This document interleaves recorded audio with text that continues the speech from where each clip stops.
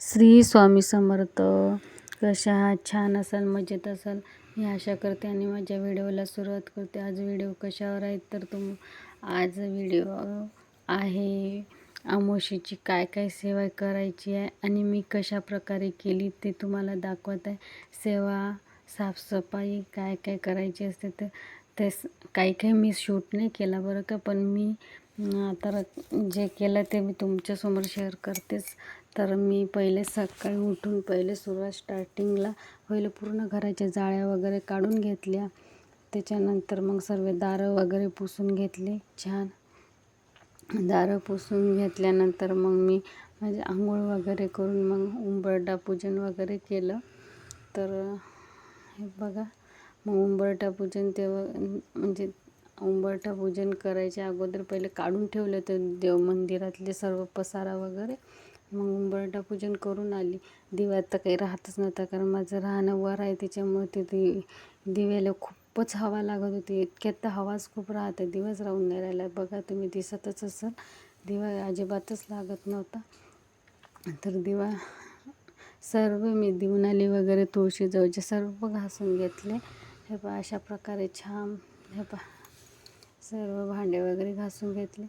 ते पितांबरी पावडरनं भांडे घासून घेतले देवाचे. नंतर मी देवाला कधीच पितांबरी अशी पावडर कोणतेच वापरत नाही. मी सरळ मी दही घेत असते, कारण माहीत आहे का, बाकी पावडर वगैरे घासल्या नाही ना ते देवाचं देवत पण चाललेलं जाते. आपण अभिषेक वगैरे करतो तर त्याच्यात आपण आपल्या शरीराला करतो का तसं काही पण घासघूस करतो का, तसं अजिबात करायचं नसते. दह्यानंच घासलं ना आपल्या शरीराला जसं ब्लीच करतो त्याप्रमाणे देव लखलखीत दह्यानंच होते. थोडा वेळ दही टाकून ठेवून द्यायचं सर्व देवावर. तोपर्यंत मी भांडे घासून घेतले छान. मग पूर्ण ते जेवढे ते कुंकू वगैरे सगळं मळ वगैरे सर्व ते दह्यानं असं छान असं उतू आल्यासारखं येतं. ते मस्त सगळा मळ निघून येतो. तो मळ पूर्ण ढिला होऊन जाते.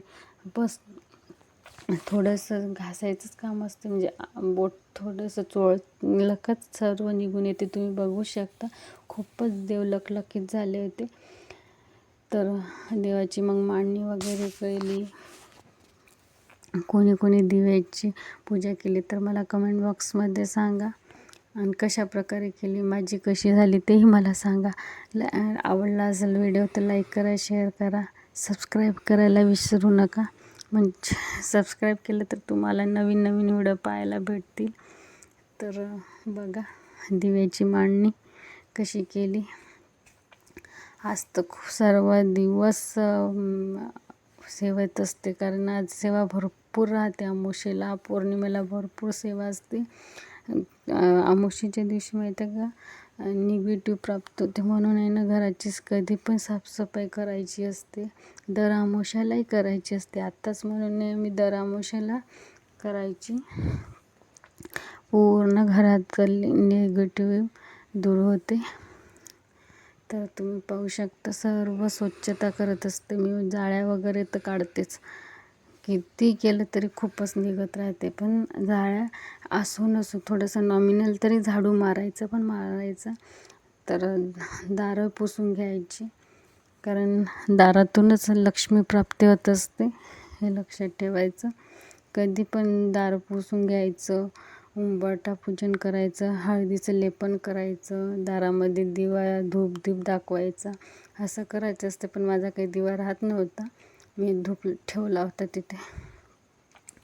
काही काही गोष्टी माझे शूट करणं होत नाही, कारण प्रत्येक वेळेस मोबाईल घेऊन फिरणं होत नाही, कारण आपल्याला कामाचंच पडलेलं असते.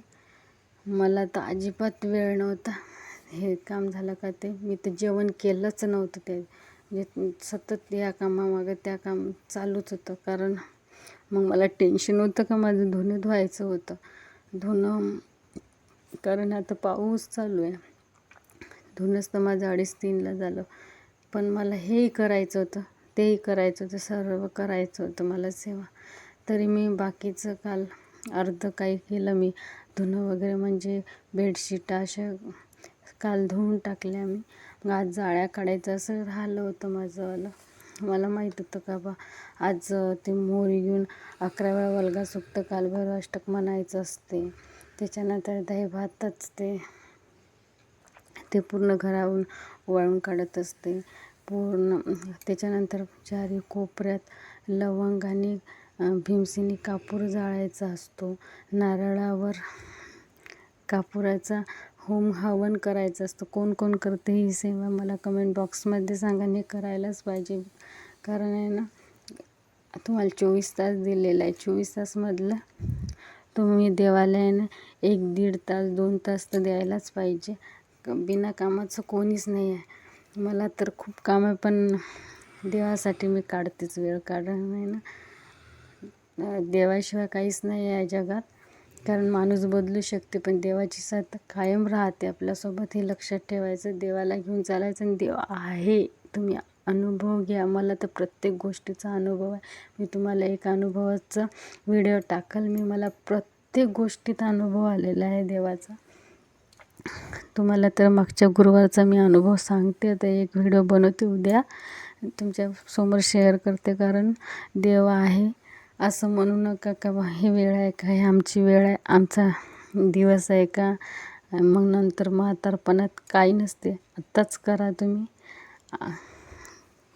देवाच्या मागे लागा. नाही तुम्ही 1-2 तास नाही देत तर 15 मिनिटसाठी तरी आपला टाईम देवाला द्या. आपल्यावरच वेस्ट करू नका. 24 तास दिलेला आहे त्याच्यासाठी, आणि देवावर काहीतरी टाईम देत चला. ते नारळाचं हवन असं करायचं असतं.